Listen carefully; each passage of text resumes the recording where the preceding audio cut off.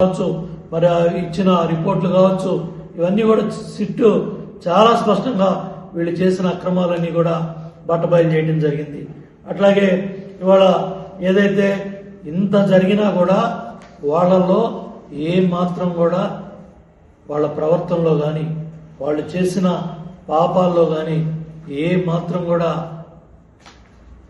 ఇది లేకుండా 2019-24 మధ్య 20 కోట్ల లడ్లు ఇప్పుడు బ్లాక్ లిస్ట్ చేయబడిన బోలేబాబా డైరీ మరియు దాని ప్రతినిధులు సరఫరా చేసిన నకిలీ లేదా విషపూరిత నెయ్యిని ఉపయోగించి తయారు చేసిన లడ్లు మరి ఇవన్నీ కూడా ఈ పాపాలన్నీ కూడా బట్టబయలై చాలా క్లియర్గా ఈ వాస్తవాలన్నీ కూడా వచ్చాయి. ఎంతో మందికి మరి ఇన్ని క్లియర్గా బట్టబయలైతే దగ్గర కోట్లాది మంది భక్తులు మరి తిరుమలకు వస్తూ ఉంటారు. సుమారు 19-24 మధ్యలోనే 10 కోట్ల మంది భక్తులు తిరుమల మరి రావటం జరిగింది.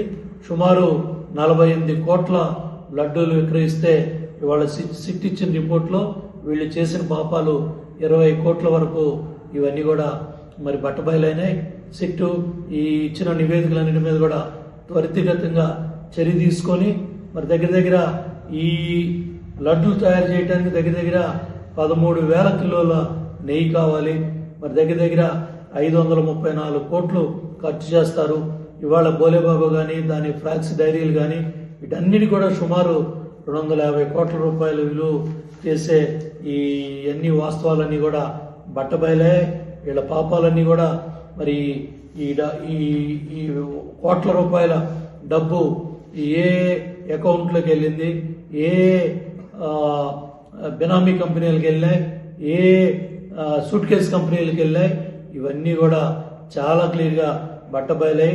ఈ ఎవరైతే పెద్దలు గద్దలు ఉన్నారో ఈ గద్దలు అందరూ కూడా మరి జైలుకి వెళ్ళే రోజులు దగ్గరలోనే ఉన్నాయి. ఈ వాస్తవాలన్నీ కూడా బయట అయితే నిన్నే జగన్మోహన్ రెడ్డి మళ్ళీ బయటకు వచ్చాడు.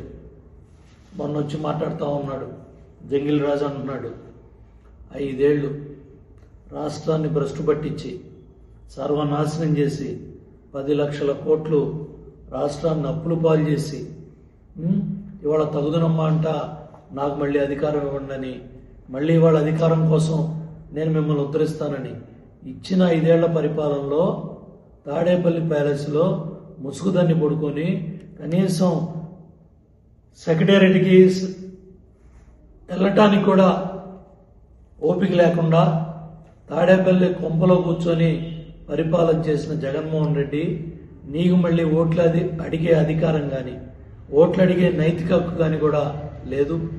నువ్వు చేసిన పాపాల వల్లే వ్యవస్థలన్నీ నిర్వీర్యమైపోయి ఐసీలో ఉన్న ఈ వ్యవస్థల్ని మళ్ళీ చంద్రబాబు నాయుడు గారు పట్టాలెక్కించి 23.5 లక్షల కోట్ల పెట్టుబడులు ఈ రాష్ట్రాన్ని తీసుకొచ్చి 20 లక్షల ఉద్యోగాల కల్పనలో ఉపాధి కల్పనలో కూటమి ప్రభుత్వం పరిగెడతా ఉంటే సుమారు ఇవాళ దగ్గర 4,000, 6,000, 10,000, 15,000 పెన్షన్లన్నీ కూడా 1వ తారీఖు సెలవైతే ఈ నెల 31వ తారీఖునే పెన్షన్ ఇచ్చే విధంగా డబ్బులన్నీ కూడా సంబంధ అధికారులు పంపించి ప్రభుత్వం పరిగెడతా ఉంటే విషం జిమ్ముతావా, గొడ్డలతో కేకులు కట్ చేపిస్తావా, రప్ప అంట మీ ఇష్టం వచ్చినట్టు మాట్లాడతారా? అమాయకులైన కార్యకర్తలను రెచ్చగొట్టి మళ్ళీ ఇవాళ నువ్వు ఈ దుర్మార్గాలకి పాల్పడతా ఉన్నావు.